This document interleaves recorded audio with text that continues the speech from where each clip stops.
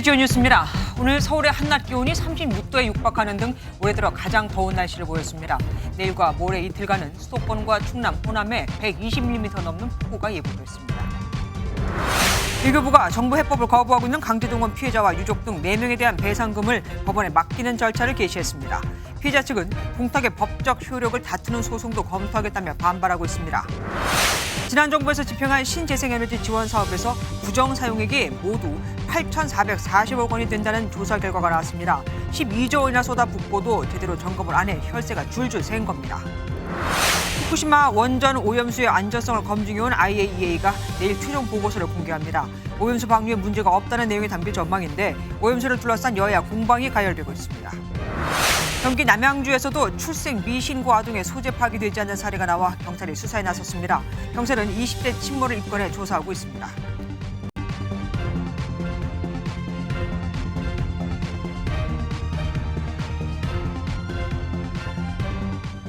주말부터 이어진 불볕더위가 오늘 절정에 달했습니다. 앞으로 더 덥지는 않길 바라는 우리의 바람일 수도 있겠지만요. 서울 한낮 기온이 35도까지 치솟으면서 올여름 들어 가장 무더운 날을 기록했는데 밤에도 온도가 식지 않아 25도를 넘는 열대야가 올 가능성이 높다고 합니다. 그런데 이 남쪽은 또 달랐습니다. 제주와 남해안에는 장맛비가 쏟아졌거든요. 최희지 기자가 첫 소식 보도합니다. 푹푹 찌는 무더위에 도로 위 아지랑이는 불길처럼 이글거리며 피어오릅니다. 서울 한낮 기온은 올여름 들어 가장 높은 35도를 기록했고 광화문 광장 바닥에 세워둔 온도계는 43도까지 치솟았습니다. 맹렬한 더위에 아이들은 바닥 분수대를 떠날 줄 모릅니다. 피부가 따끔거릴 정도로 무더위가 심해서 지금 잠깐 나왔는데도 돌아다니기가 힘들 정도예요. 실외기가 밀집한 골목의 열기는 더 뜨겁습니다. 건물 외벽에 설치된 에어컨 실외기 온도가 얼마나 뜨거운지 열화상 카메라로 직접 확인해 보겠습니다. 저와 주변은 파란색으로 보이지만 에어컨 실외기는 뜨거운 열기로 빨갛게 보입니다. 서울뿐 아니라 춘천, 대전 등도 30도가 넘으며 전국적으로 찜통더위가 이어졌습니다. 온열 질환자 발생이 잇따르고 있는데 첫 폭염경보가 내려진 지난 주말 전국에서 발생한 온열 질환자는 모두 66명입니다. 올여름 들어 하루 온열 질환 신고가 30명을 넘긴 것은 이번이 처음입니다. 밤 사이에도 온도가 식지 않아 수도권과 충청, 전북에는 열대야 현상이 예상된다고 기상청은 내다봤습니다. 이런 최강 폭염은 내일 서울을 포함한 내륙 지방에 비가 내리며 한풀 꺾이겠습니다.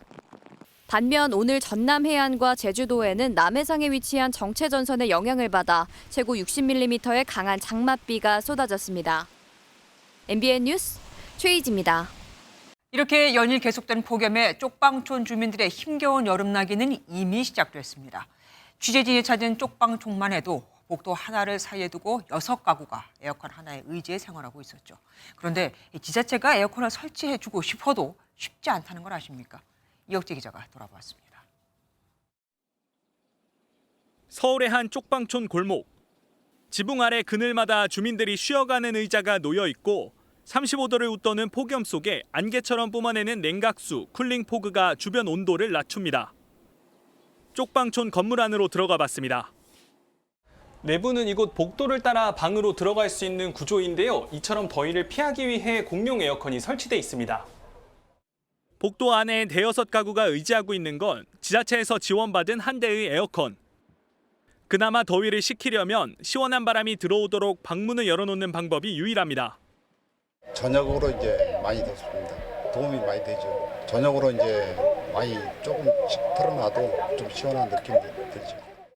많이 있겠지. 이거 문을 가다가 저 대문 열고 들어오면 시원한 밥 발립니다. 이곳 영등포 쪽방촌에만 400여 가구가 사는데 여름나기에 에어컨은 없어서는 안 될 존재입니다. 지자체 지원을 받아 에어컨을 추가로 설치하곤 있지만 쉽지만은 않습니다. 집이 대부분 오래돼 실외기를 설치하기가 어렵고 건물주의 허락도 필요하기 때문입니다. 설치가 어려운 건 맞는데 폭염이 재난 상황이고 하다 보니 지내실 만한 공간으로 좀 해드리려고 에어컨 설치를 적극 추진을 했죠. 6가구가 에어컨 하나로 버티는 쪽방촌 사람들. 연일 계속되는 폭염 속에 벌써부터 힘겨운 여름나기가 제일 걱정입니다. MBN 뉴스 이혁재입니다. 일본이 후쿠시마 오염수 방류를 시작하려면 2가지 관문을 통과해야 합니다.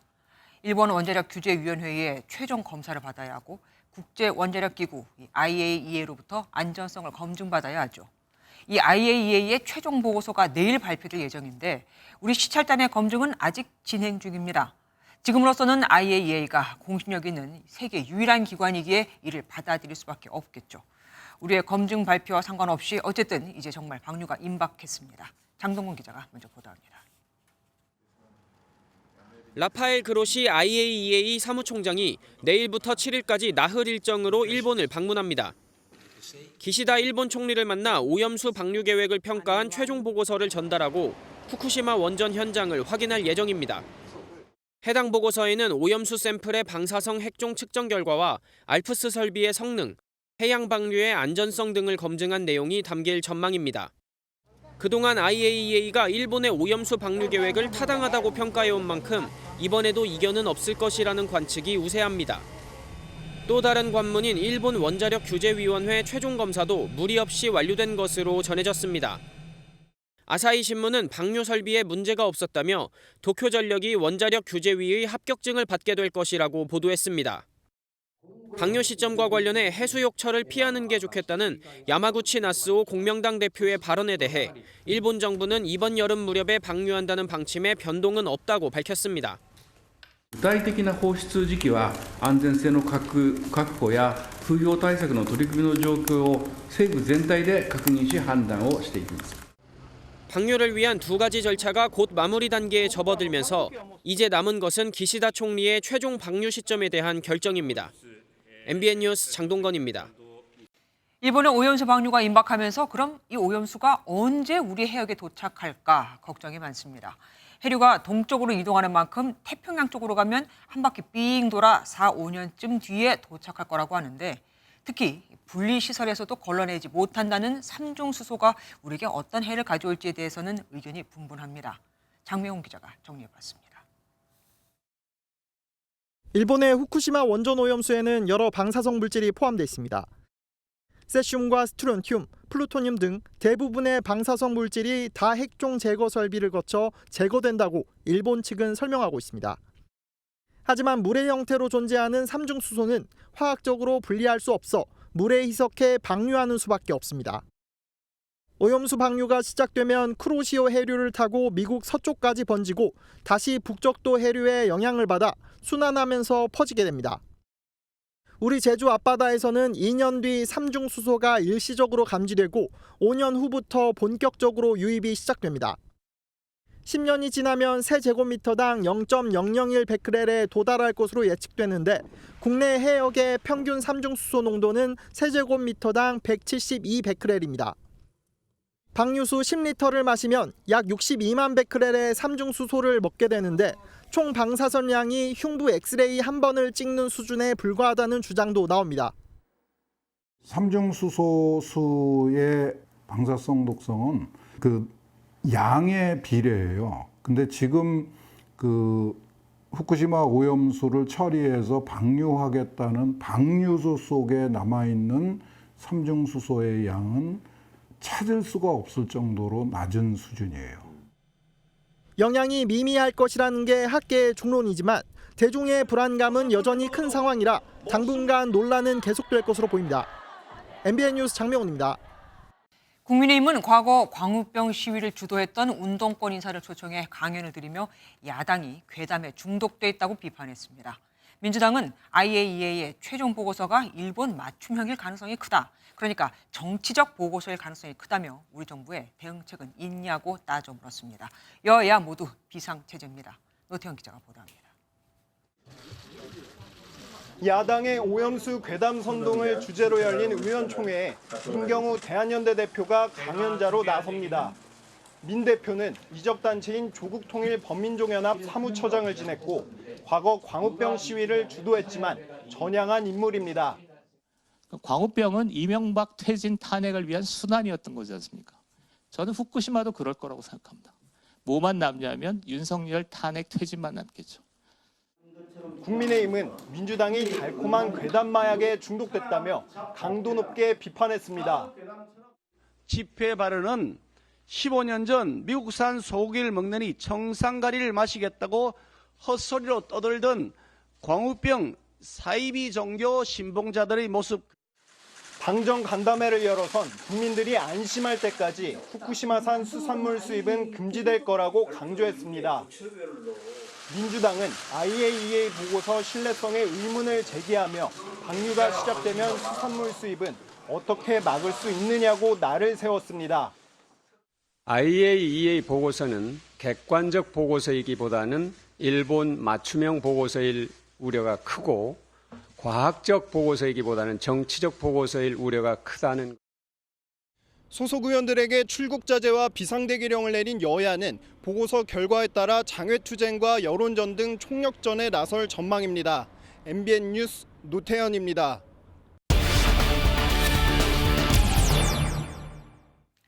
후쿠시마 오염수 이슈 뉴스 추적으로 이어가겠습니다. 조경진 정치부 외교안보팀장과 함께합니다. 조 기자, 방류가 그야말로 초일기에 들어갔습니다. 우리 정부 입장은 뭡니까?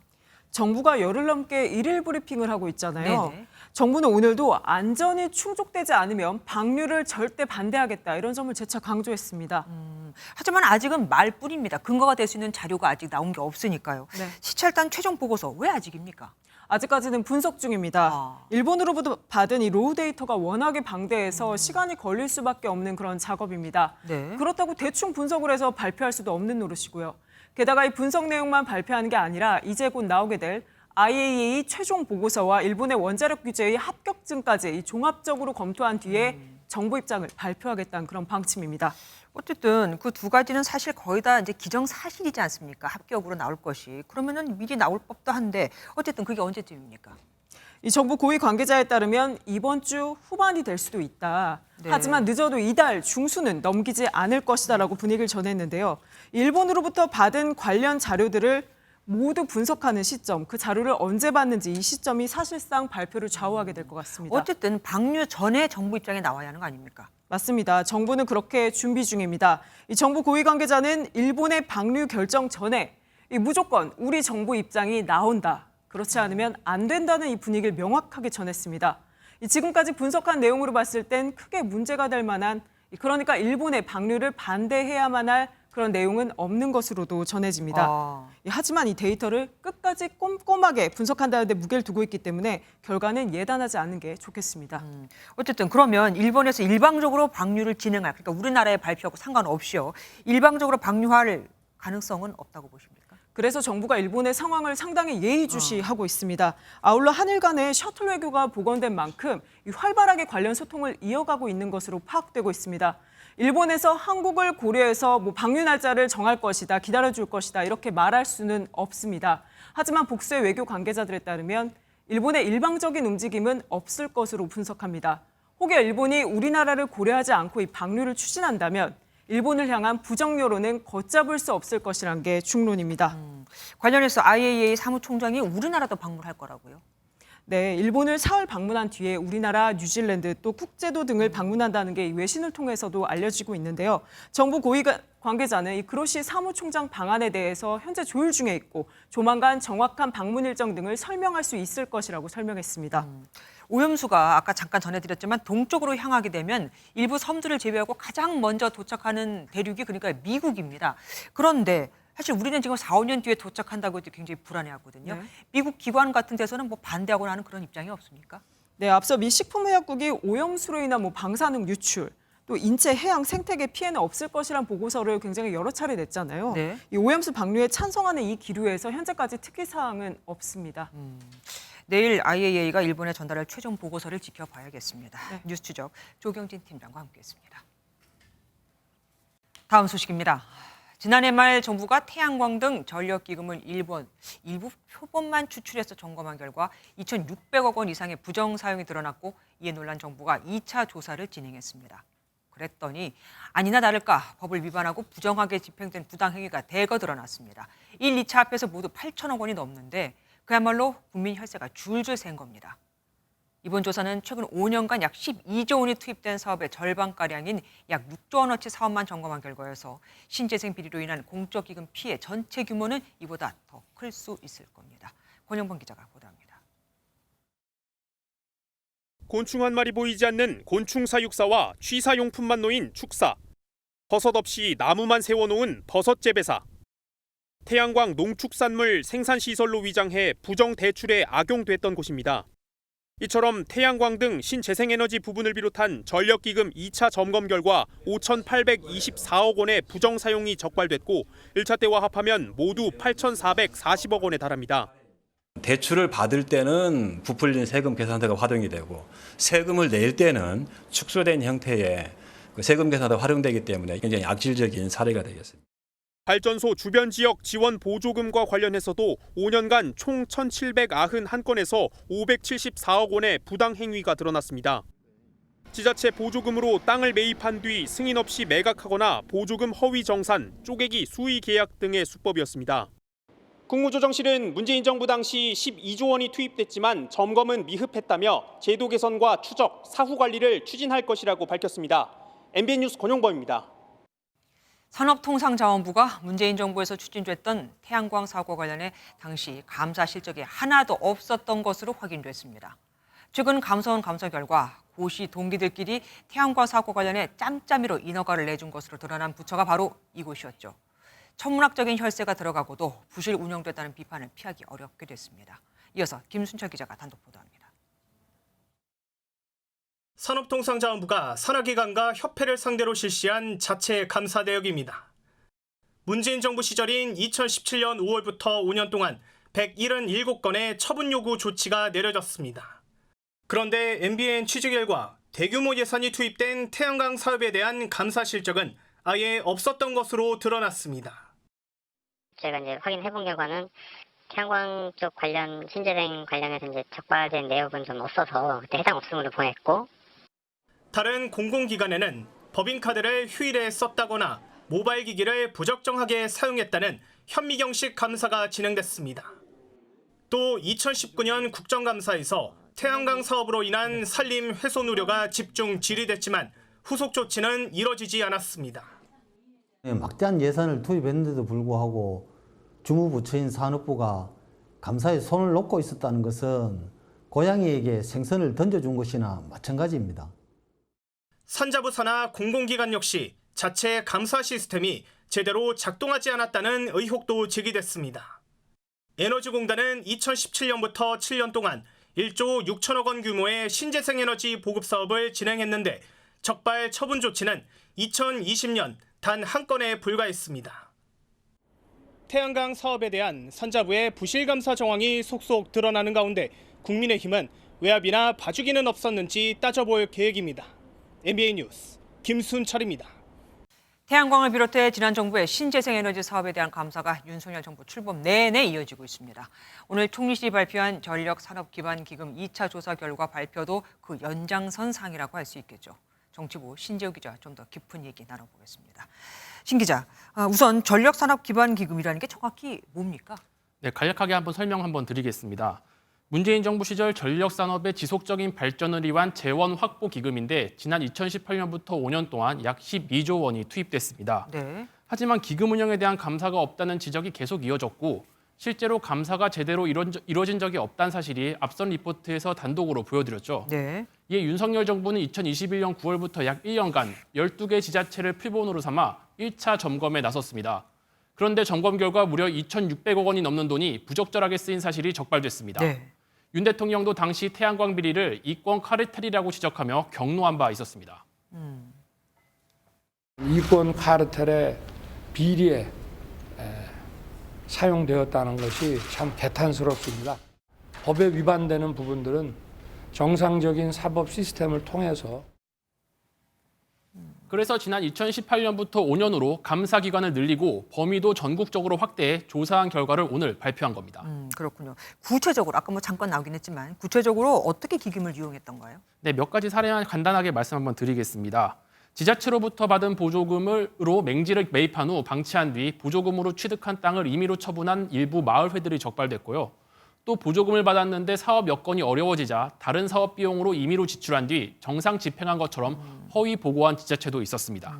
오늘까지 적발한 규모만 해도 굉장히 큽니다. 그럼 혹시 추가로 조사에 들어갈 가능성이 있을까요?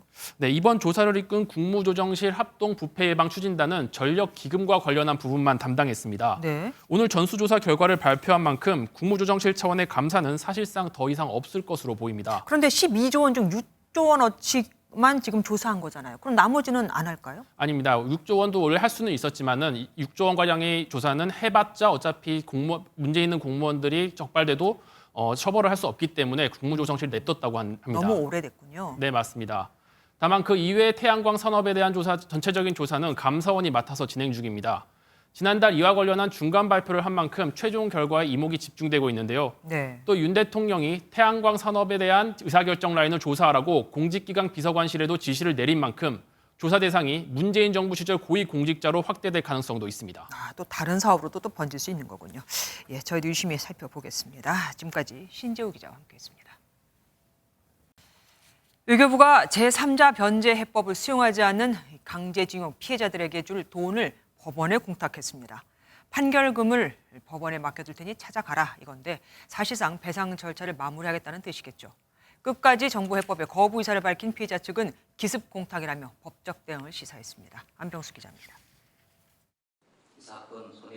2018년 대법원 확정 판결을 받은 일본제철 피해자인 이춘식 할아버지와 미쓰비시 근로정신대 피해자인 양금덕 할머니. 이들 피해 생존자 2명을 포함한 4명은 정부의 제3자 변제, 배상금 지급 방식에 반대해 왔습니다. 미쓰비시를 비롯한 일본 피고 기업의 사과와 배상이 빠졌다는 이유에서입니다. 반면 나머지 11명은 정부안에 따라 행정안전부 산하 재단에게 판결금을 수령했습니다. 외교부는 배상금을 수령하지 않은 이들에 대해 공탁 절차를 개시했다고 밝혔습니다. 외교부 당국자는 피해자의 의사결정에 도움이 될 것이란 판단이 있었다며 공탁 수령 기한이 없는 만큼 진정성 있게 설득해 나가겠다고 말했습니다. 판결금 지연 이자가 계속 늘어나는 현실적 문제 등이 영향을 미쳤다는 분석도 나옵니다. 수령을 거부한 피해자 측은 정부의 공탁이 위법하다며 무효 소송을 검토하겠다는 입장을 내놨습니다. 현행법상 제3자도 채무를 변제할 수 있지만 당사자가 원치 않을 때는 불가능해 양측의 법적 공방은 예고돼 왔습니다. 법률적으로도 위법하고 또 정치적으로도 부당하며 피해자들이 거기에 대해서 명백한 반대 의사를. 한편 일제강제동원 시민모임 등 80여 개 단체는 수령을 거부한 피해자들을 위해 시민 모금 운동을 시작했습니다. MBN 뉴스 안병수입니다. 윤석열 대통령이 차관급 인사들에게 임명장을 주면서 사람 평가하는 게 가장 중요하다고 밝혔습니다. 또 업무 평가를 늘 정확하게 해달라고 했는데 대규모 인적 쇄신을 예고한 것이라는 해석이 나옵니다. 지금 이대로는 안 된다 이겁니다. 황정 기자가 보도합니다. 윤석열 대통령이 지난주 인사 발표한 차관급 13명과 나란히 섰습니다. 화제가 됐던 장미란 문화체육관광부 2차관에게도 임명장을 수여합니다.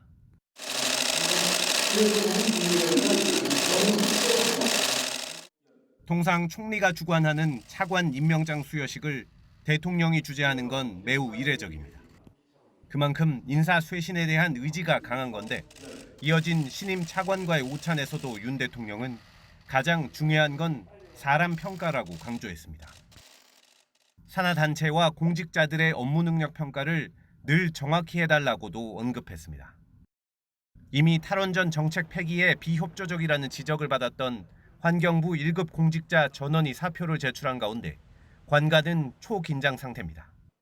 대통령실 핵심 관계자는 비서관이 차관으로 간 4개 부처 외에도 전 부처에서 평가와 쇄신 작업이 진행될 것이라며 인사 태풍을 예고했습니다. 윤 대통령이 국정 철학을 따라오지 못하면 인사를 과감하게 하라고 이미 지시했던 만큼 이번 인사 쇄신이 하위직까지 대규모로 이루어질 가능성도 커 보입니다. MBN 뉴스 황지연입니다. 민주당 돈봉투 사건에서 자금을 마련해 전달한 혐의를 받는 송영길 전 더불어민주당 대표의 전직 보좌관 박모 씨가 구속 심사를 받았습니다. 박 씨의 구속 여부가 송 전 대표 수사에 대한 분수령이 될 전망인데요. 검찰은 봉투를 받았다는 의원 20명도 전원 소환할 방침입니다. 홍주 기자가 보도합니다. 지난 2021년 민주당 전당대회 당시 캠프에 자금을 총괄한 것으로 알려진 송영길 전 더불어민주당 대표의 전직 보좌관 박모 씨. 돈봉투 사건의 핵심 인물로 꼽히는 박 씨가 구속 전 피의자 신문을 위해 법원에 출석했습니다. 2,700만 원 살포 혐의 인정하십니까?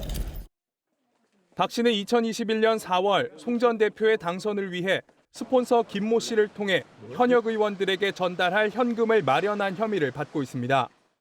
검찰은 박 씨가 윤관석 의원에게 6천만 원을 전달했고 윤 의원이 이 돈봉투를 민주당 의원들에게 뿌린 것으로 보고 있습니다. 2시간여 만에 끝난 영장심사에서 검찰은 혐의의 중대성과 증거인멸 우려 등 구속 필요성을 강조한 것으로 알려졌습니다. MBN 취재 내용을 종합하면 검찰은 돈을 받았다는 현역 의원 20명을 특정한 데 이어 예외 없이 모두 조만간 소환한다는 방침을 세운 것으로 전해졌습니다. 이 밖에 박 씨에겐 송 전 대표의 후원 조직의 경선 컨설팅 비용을 대납하게 하고 컴퓨터 하드디스크를 교체하게 한 혐의 등도 적용됐습니다. 이르면 오늘 밤 결정되는 박 씨의 구속 여부에 따라 현역 의원들과 송영길 전 대표를 향한 수사도 탄력을 받을 것으로 전망됩니다. MBN 뉴스 홍지호입니다. KBS 제2TV가 방송 재신 심사 결과 조건부 재허가를 받았습니다. 여당은 공영방송으로서 함량 미달이라며 폐지까지 주장했죠. 야당은 수신료 분리 징수에 이어 노골적인 공영방송 길들이기라고 반박했습니다. 과거 TV조선도 그렇고 정권이 바뀔 때마다 방송 재승인이 정치적 논란이 되네요. 이병주 기자입니다. 이른바 공영방송 정상화를 주장하는 국민의힘. 이번에는 방송통신위원회의 재허가 심사 결과를 문제 삼았습니다. KBS ETV가 전임 정부 시절 이 심사에서 점수 미달로 2차례 조건부 재허가를 받았다며 올 연말로 예정된 심사에서 같은 결과가 나온다면 폐지해야 한다는 주장입니다. 연속 3번에 해당된다면 이거는 3아웃 그거는 돼야 되지 않겠느냐 그런 게 저희들의 생각이라는 말입니다. 수신료를 재원으로 하면서도 재방송 비율이 45%에 달해 타 방송사보다 높다고 꼬집었고 1분기에만 적자가 425억 원에 달한다고 지적했습니다. 야당은 이 같은 움직임에 노골적인 공영방송 길들이기라거나 대응할 필요를 느끼지 못한다고 맞섰습니다. 수신료 분리징수 방송법 시행령 개정안도 이번 주 의결이 예고된 가운데 야4당은 언론 탄압이라며 공동 대응에 나섰습니다.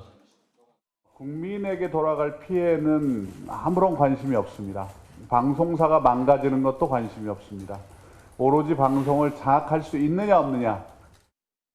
야4당 공동대책위원회는 수신료 분리징수 추진 등이 입법기관인 국회를 무시하고 진행되고 있다며 국회의장을 만나 중재를 요청하겠다고 밝혔습니다. MBN 뉴스 이병주입니다.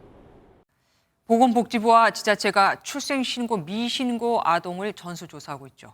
이번엔 경기 북부에서 아이의 소재가 파악되지 않아 수사 의뢰된 사건이 처음으로 확인됐습니다. 경기 남양주시에서는 친모가 아이를 키울 형편이 안 돼 한 부부에게 아이를 인계했고 경기 북부에서만 또 모두 6건이 수사되고 있습니다. 장덕진 기자가 단독 보도합니다. 경기 남양주에 사는 한 20대 여성이 20살이던 2015년 4월 아이를 낳았습니다. 이 여성은 경기 시흥시에 있는 한 병원에서 출산했는데 부모도 이 사실을 몰랐습니다. 여성은 아이에게 예방접종만 마치고 출생신고를 하지 않았습니다. 최근 출생 미신고 아동 전수조사에서 아이의 행방이 파악되지 않아 남양주시가 지난달 30일 경찰에 수사를 의뢰했습니다. 현재 아이가 중국돼 있고 안전하게 있는 걸 확인하지 못하는 건조도 수사가 다 될 것 같아요. 경찰에 따르면 이 여성은 출산 당시 아이의 친부가 누구인지 모르고 양육할 경제적 능력도 없었습니다. 여성은 인터넷을 통해 접촉한 어떤 부부에게 병원비를 받고 아이를 인계했다고 진술했습니다. 하지만 아이를 넘겨받은 부모가 누구인지 아이의 생존 여부도 알 수 없는 상황입니다. 이심을 통해서 이렇게 연결이 됐다고 해요. 근데 그런 것도 확인을 해봐야 되고 건강보험 상대로 뭐 좀 확인할 게 또 있을 것 같고. 경찰은 아이를 데려간 부부를 찾는 데 수사력을 모으고 있습니다. 경찰은 남양주시 외에도 연천군 1건, 포천시 4건 등 수도권에서 미신고 아동 사건 39건을 조사하고 있습니다. 이 밖에 대구 경북에서 12명, 충북에서 6명의 미신고 아동의 소재를 파악하고 있습니다. 보건복지부가 파악한 출생 미신고 아동은 전국에 2천여 명입니다. 지자체 조사가 계속되는 만큼 추가 피해 사례가 발견될 수 있다는 가능성이 제기됩니다. MBN 뉴스 장덕진입니다. 초등학생에게 나무에서 떨어진 열매를 주워달라고 한 뒤 자신의 집으로 손을 씻으러 가자고 유인한 80대가 붙잡혔습니다. 전날에도 같은 수법으로 초등생을 유인하려다 실패했다는 증언과 다른 지역에서도 비슷한 일이 발생한 정황이 나와 경찰이 수사에 착수했죠. 아무리 미수에 그쳤다고 해도 미성년자 약취 또는 유인은 10년 이하 징역에 해당하는 중범죄입니다. 김태현 기자가 단독 취재했습니다. 한 남성이 아이들을 지켜보다 한 아이에게 손짓합니다. 나무를 가리키자 아이가 담벼락 너머로 이동하고 반대편에서 남성과 대화하는 모습이 보입니다. 잠시 뒤 아이가 교습소 안으로 들어가고 남성은 뒤를 한번 돌아보고 사라집니다. 지난달 27일 서울 중랑구의 한 초등학교 앞에서 80대 남성이 자신의 집으로 아이를 유인하려다 미수에 그친 장면입니다. 남성은 담장 뒤에 떨어진 열매를 주워달라고 요구한 뒤 아이에게 자신의 집으로 손을 씻으러 가자고 유인한 것으로 전해졌습니다. 손이 좀 묻어가지고 그 학교 들어가 씻으려 했는데 옆에 사람이 있는데 굳이 자기 집에서 손 씻으려 했다가지고 아이가 따라가지 않으면서 미수에 그쳤고 이후 부모가 경찰에 신고했습니다. 그런데 사건 전날에도 다른 초등생을 상대로 같은 수법으로 유인했다는 증언과 함께 다른 초등학교 인근에서 비슷한 일이 있었다며 학부모들에게 조심하라는 문자 메시지가 돌았습니다. 실제로 전날 초등학교 인근을 배회하는 남성의 모습이 CCTV에 포착됐습니다. 서울 중랑경찰서는 남성의 신원을 파악해 미성년자 유인 미수 혐의로 입건 전 조사 예정입니다. 미수로 그쳤지만 미성년자 약취 또는 유인은 10년 이하의 징역에 해당하는 중범죄입니다. 경찰은 법률 검토와 함께 취재진이 입수한 문자 메시지 등을 토대로 남성이 상습적으로 아이들을 유인했는지 수사할 계획입니다. 학교 측도 학생 대상 안전 지도와 인근 순찰을 강화하겠다고 밝혔습니다. MBN 뉴스 김태형입니다.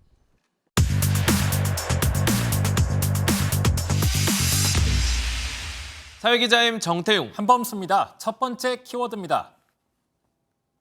새까만 바위 바글바글. 바위가 새까매질 정도로 바글바글했다 이런 뜻 같은데 어디가 그랬다는 거죠? 자, 지금 이제 보게 될 곳이 북한산 정상이거든요. 네, 가본 적이 있습니다. 그렇죠. 원래 저런 곳 아닌데 바위에 검정색 물체가 정말 바글바글 붙어 있습니다. 벌레 같거든요. 네. 네, 저런 적 없었는데요. 맞아요. 요즘 뉴스로 한 번씩은 접해봤을 러브버그입니다. 이번 주말에 등산객이 산 오르다가 놀라서 찍었다고 하고요. 정상부에 너무 많더라고요. 사진을 보통 찍는 포토포인트 거기를 올라가니까 거기는 아예 뭐 접근하기 힘들 만큼 벌레가 많았어요. 평소에는 꽤 사람이 있을 시간인데 네, 제보자분이 촬영하는 와중에 온몸에 러브버그가 달라붙습니다. 그렇죠. 원래는 벌레를 무서워하지 않지만 전날만큼은 힘들었다고 하네요. 등산에도 어려움이 있었다고 말합니다. 바닥에 벌레들이 죽어 있는 것들이 너무 많아가지고 미끌미끌하다고 해야 되나요? 많이 위험하다라는 생각을 했어요. 옆에 손잡이를 잡고 올라가야 되거든요. 철줄에 이제 가득하게 벌레들이 붙어 있거든요.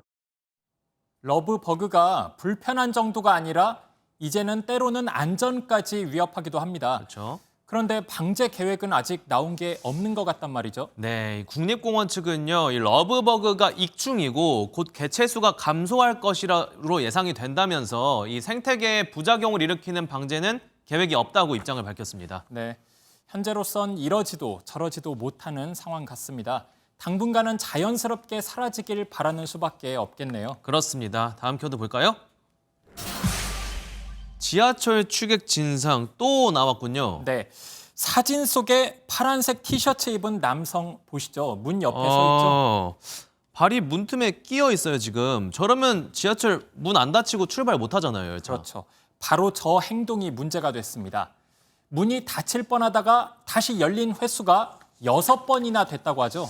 지금 보면은 일어난 곳이 서울 지하철 2호선 왕십리역, 한양대역 이렇게 나오는데 네. 하필 또 유동인구 많은 곳이에요. 술 취한 거죠? 그렇습니다. 술김에 지하철 운전실에 진입하기도 합니다. 승무원이 출입문 닫힐 때 발 넣지 말라고 안내 방송했는데 그거에 앙심을 품은 거였죠. 기관사실로 침입을 해가지고 운전대를 잡으려고 했다. 그 과정에서 이제 본인 손목도 잡고 이래가지고 막으면서 뚝섬역까지 왔고. 이렇게 보니까 과거에도 기막힌 일들 있었던 거 기억이 나요. 네. 지하철 역사에서 에스컬레이터 수리하는 게 못마땅하다면서 안전펜스를 에스컬레이터 위에서 집어던진 남성 전 기억나거든요. 네, 작년에 그런 분이 있었습니다. 네. 이런 일도 있었죠. 영상 나오고 있는데 열차랑 플랫폼 사이에 카트 바퀴가 끼어 있죠. 막 불꽃이 튀네요. 큰 불 나는 거 아닌가 싶기도 하고 누가 어쨌든 마트에서 카트 안 들려주고 그냥 가려다가 사고 쳤나 봐요. 맞습니다. 불은 안 났지만 15분 동안 정차됐습니다.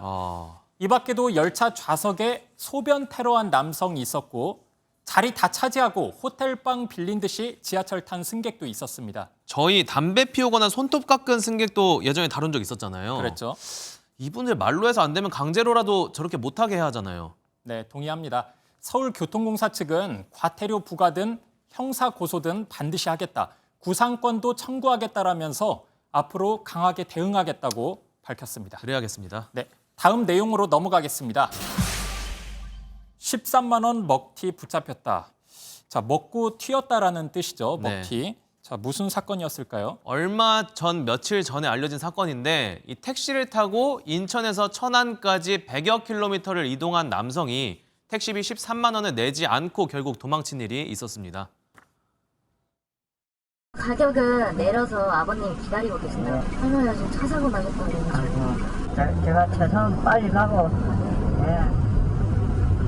빨리 가고 편안하게 나오면 어떻게 해야지. 어떡하냐. 저게 그냥 13만 원이 아니고 기사님의 시간과 에너지 그리고 택시 기름값 이게 다 들어가 있는 돈이잖아요. 그러니까요. 절도 아니면 사기라고도 할 수 있는 범죄 같은데 범인이 잡혔나요, 결국? 네, CCTV로 결국 범인을 특정했고 어제 조사를 마쳤는데요. 알고 보니 고등학생이었습니다. 사람의 여자친구 만나야 되는데 시간이 없어서 그랬대요. 경찰은 조만간 이 피의자 남성을 검찰에 넘길 예정이라고 밝혔습니다. 네, 바늘도둑이 소도둑된다는 말이 있죠. 더 큰 먹튀 하기 전에 잘못 바로잡아야 할 것 같습니다. 맞습니다. 네, 오늘은 여기까지 하겠습니다. 사회기자 M이었습니다. 신용카드 고르실 때 어떤 혜택이 있나 많이들 고민하시죠. 그런데 포인트 적립이나 할인 혜택이 많아 소비자들에게 인기가 많은 알짜 카드들이 잇따라 단종되고 있습니다. 올 상반기에만 사라진 카드 숫자가 지난 1년간 단종된 것보다 많을 정도입니다. 카드사들이 수익성이 나빠지자 혜택이 좋은 카드부터 없애고 있는 건데 소비자들 불만이 이만저만이 아닙니다. 최은미 기자가 보도합니다. 결제 금액의 최대 2.5%를 포인트로 돌려받을 수 있는 현대카드를 사용하는 A씨. 단종 소식에 허탈함이 앞섭니다.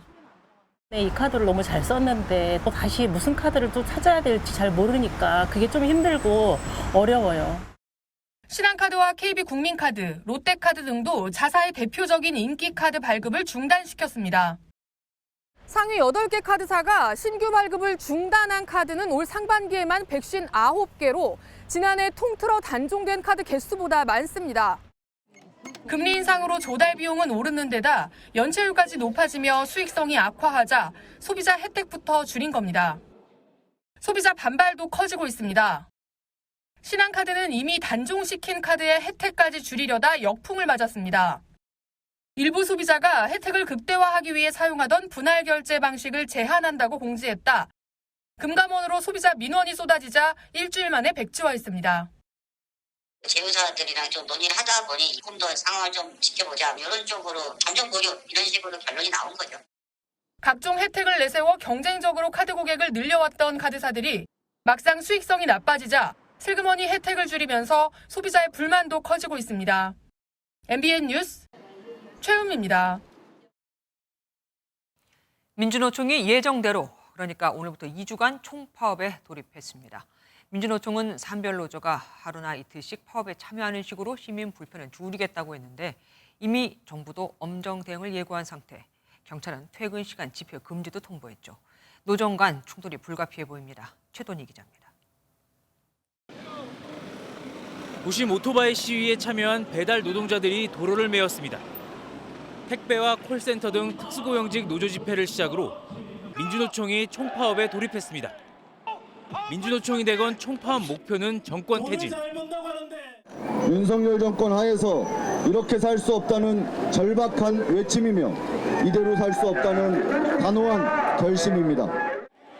민주노총은 노조 탄압 중단과 일본 오염수 방류 중단, 최저임금 인상, 공공요금 인상 철회 등을 요구하고 있습니다.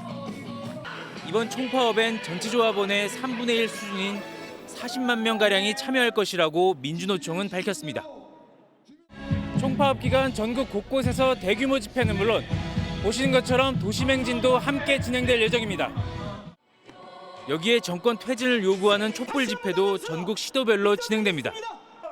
민주노총 최대 산별 노조이자 현대차 노조가 소속된 금속노조는 12일, 간호사와 간호조무사 등이 속한 보건의료노조는 13일 파업을 추진합니다.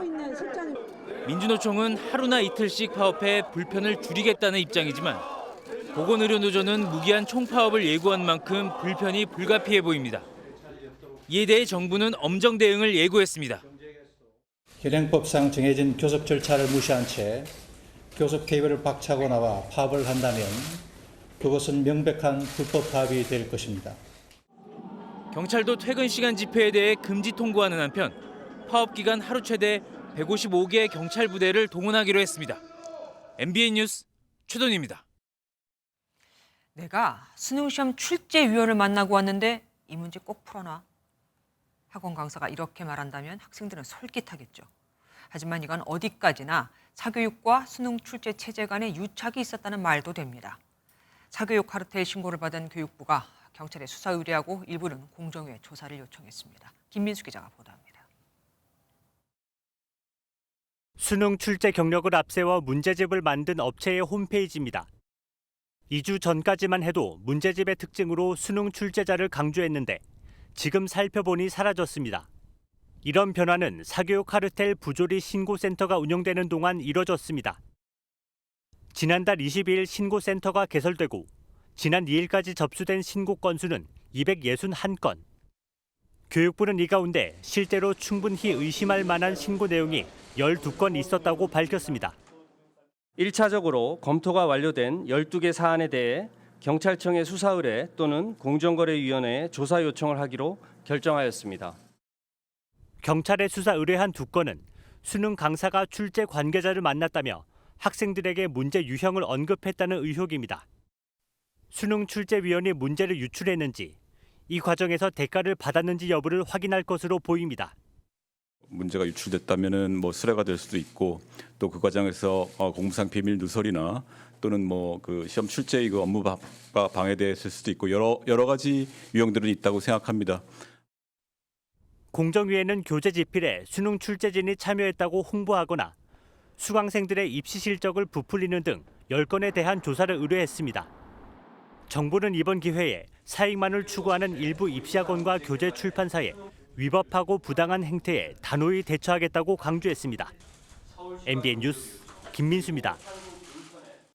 알제리계 10대 소년이 경찰의 총격으로 숨진 사건으로 촉발된 프랑스 시위가 점점 더 극한으로 치닫고 있습니다. 어제는 시장의 집에까지 차량이 돌진하고 불을 질러 시장 부인의 다리가 부러지기도 했죠. 급기야 숨진 학생의 할머니는 그들은 내 손자를 핑계 삼고 있다며 폭력 시위를 중단하라고 호소했습니다. 서영수 기자입니다. 주택 앞마당에 새까맣게 그을린 차 한 대가 세워져 있습니다.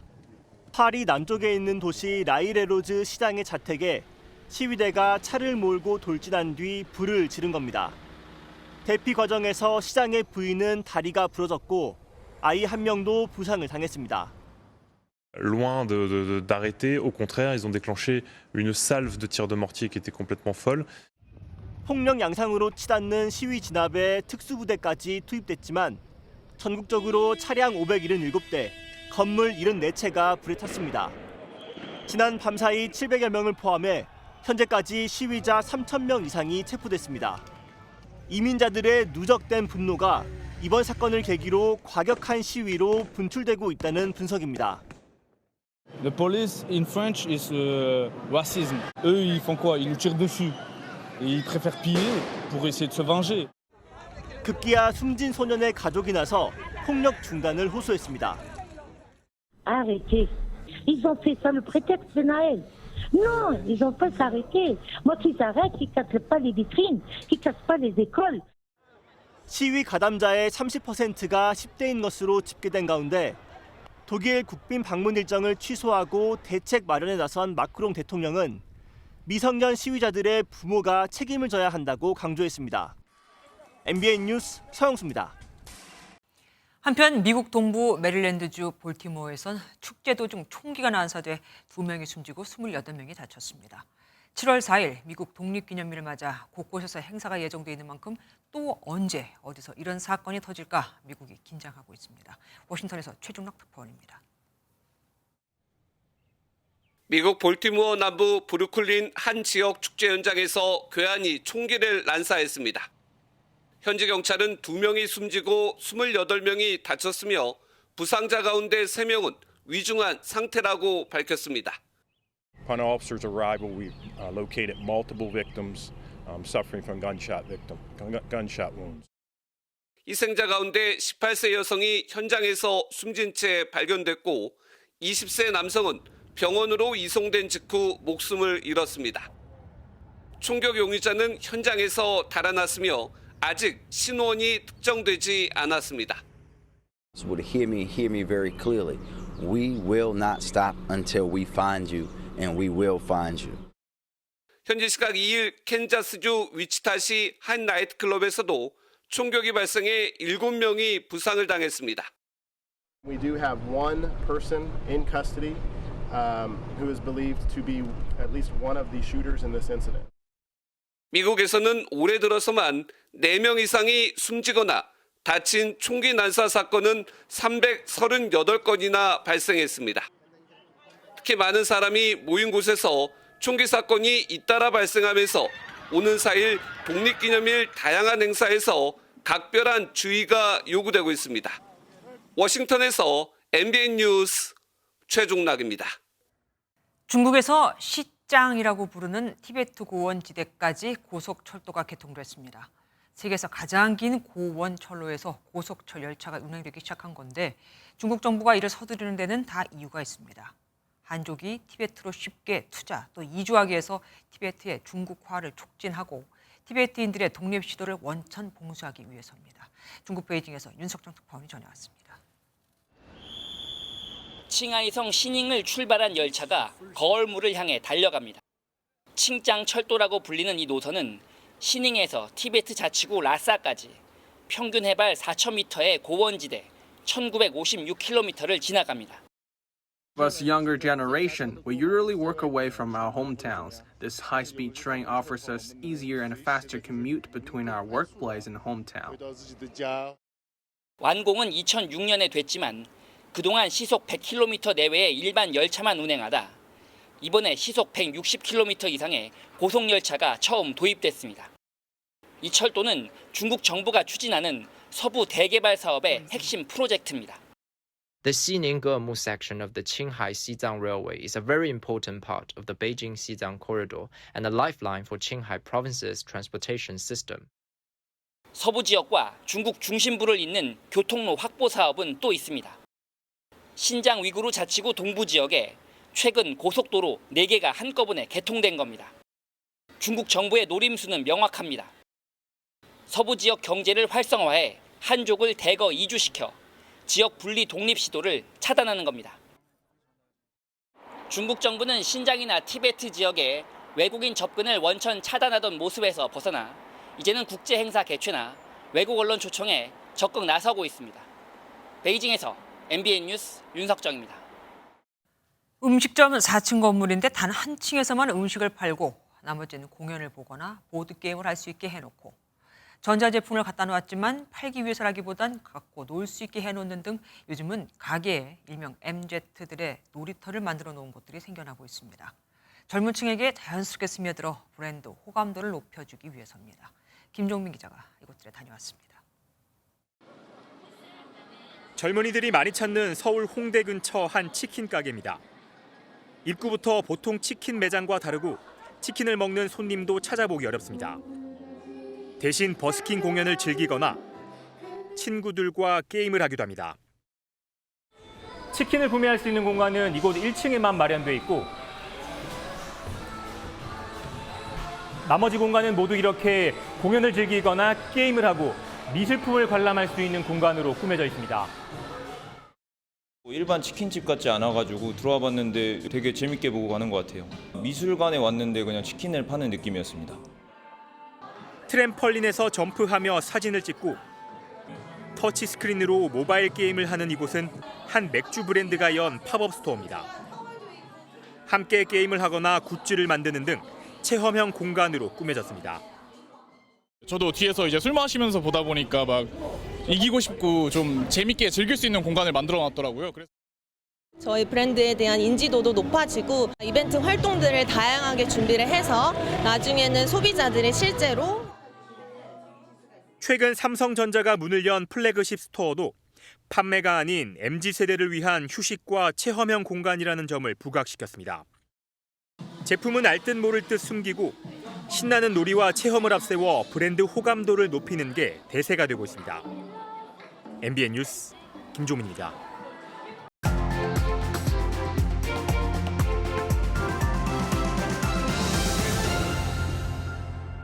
삼수에 대학교 4년에 고시 공부한답시고 신림동 쪽방에서 4년을 왜 검사 배지 단 줄 알아? 너 같은 양아들 합법적으로 깔라고. 어? 살인 누명을 쓰고 감옥에 간 검사가 전과 구범 꽃미남 사기꾼과 손을 잡고 복수한다는 이 영화의 대사처럼 젊은 날 고시에 합격하느냐 좌절하느냐에 따라 인생의 향방에 갈리는 일이 많습니다. 그런데 혹 초등학교도 들어가기 전인 6살에 고시를 치르는 아이들이 있다는 걸 아십니까? 영유, 그러니까 영어 유치원 졸업이 다가올 무렵인 매년 10월이 되면 서울 강남구 대치동 엄마들 사이에선 유명 초등 영어 학원에 보내기 위한 소위 레테, 레벨 테스트 전쟁이 벌어지는데 이 시험이 난도가 갈수록 높아져 6세 고시라는 말이 나온 겁니다. 그러니까 기저귀를 막 뗀 3세에서 5세 유아들이 레벨 테스트를 거쳐 유명 영어 유치원에 합격하는 걸 조선시대 과거 1차 시험에 빗대 초시. 초등학교 들어갈 즈음 또다시 영어 학원 입학을 위해 두 번째 관문에 도전하는 걸 고시라고 부르는 거죠. 초등학교 5학년이 하는 영어 그건데 뭐 제가 보고 깜짝 놀랐습니다. 저도 못 풀겠더라고요. 그 질문.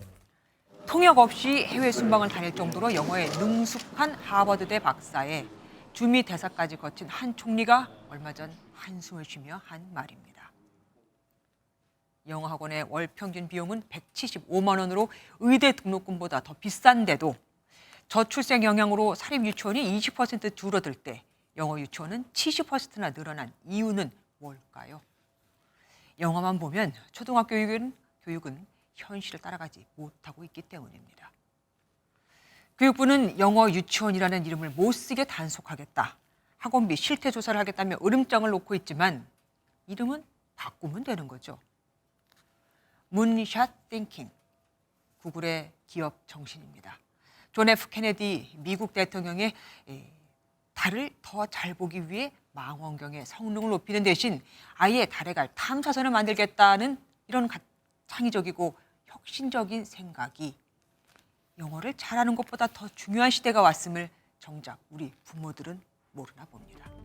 그러니까 통역기기의 발달로 곧 어쩌면 필요 없어질지도 모르는 이런 외국어에만 능통한 아이를 만들려고 저렇게들 애쓰고 있는 거 아니겠습니까? 김주아의 그런데 오늘은 6세 고시 아시나요? 였습니다.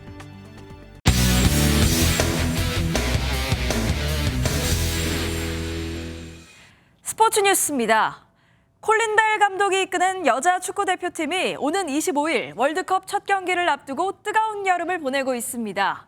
특히 여자 축구의 간판 지소연이 남다른 각오로 이번 월드컵을 준비하고 있다는데요. 최영규 기자가 만나고 왔습니다. 뜨거운 햇살이 내리쬐는 파주 축구 국가대표 훈련장에서 여자 축구 대표팀 선수들이 힘차게 파이팅을 외치며 훈련을 시작합니다. 가벼운 러닝에 이어 공 뺏기로 훈련 강도가 올라가자 금세 땀방울이 흐르고 물을 찾을 수밖에 없습니다. 섭씨 34도까지 올라가는 폭염 속에서도 대표팀은 3주 앞으로 다가온 콜롬비아와의 첫 경기를 위해 강도 높은 훈련을 실시했습니다. 3주째 이어진 고강도 훈련은 10년 가까이 유럽에서 뛴 지소연도 혀를 내두를 정도입니다. 힘들죠. 이런 힘든 훈련 과정들을 이겨내야 가서는 월드컵에서는 더 힘들거든요.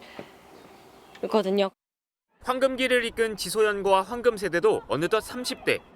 이번 월드컵이 함께 뛰는 마지막 무대일 수도 있는 만큼 더위보다 더 뜨거운 간절함으로 똘똘 뭉쳤습니다. 황금 세대의 이제 마지막이 될 수 있는 월드컵이 될 수도 있기 때문에 많은 기대가 되고 빨리 호주에 가고 싶은 마음이 큽니다.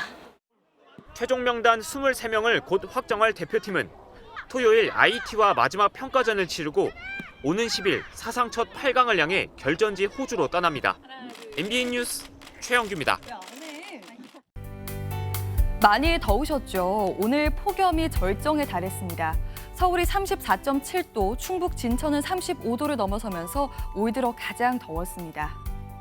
한편 남해상으로는 비구름이 머물고 있는데요. 오늘까지 전남 해안과 제주에는 최고 40mm의 비가 더 내리겠습니다. 내일은 이 장마전선이 북상하면서 전국에 많은 비가 내리겠습니다. 내일 새벽 전남과 제주부터 비가 내리기 시작해서 오후가 되면 전국으로 확대되겠습니다. 내일과 모레 이틀 동안 수도권을 비롯한 서쪽 전역으로는 150mm 이상의 호우가 예상됩니다.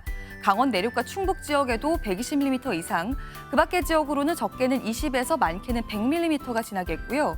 또 내일 밤부터는 시간당 최대 60mm에 달하는 집중 호우가 예상됩니다. 추가 피해 없도록 주의하셔야겠습니다. 내일 전국이 흐리겠고요. 중부지방은 서울이 29도, 대전 28도 보이겠습니다.